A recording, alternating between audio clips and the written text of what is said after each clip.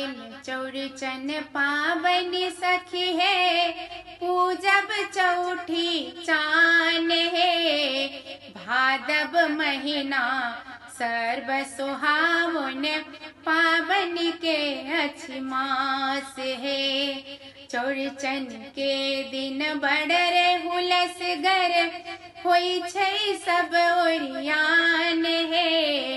अंगना नीपल गाय गोबर सा, अरिपन सिंदूर पिठार है। फल पूरी पकवान साजल, डालिया चंगेरी है। धिया पुता छे हुइल मचौने, देखी दही मटकूरी है।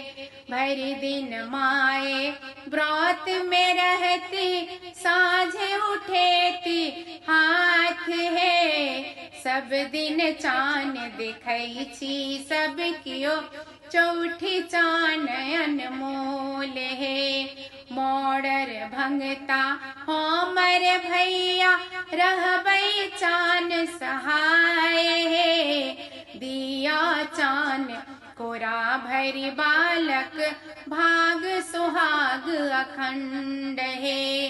दिया चान कोरा भरी बालक, भाग सुहाग अखंड है।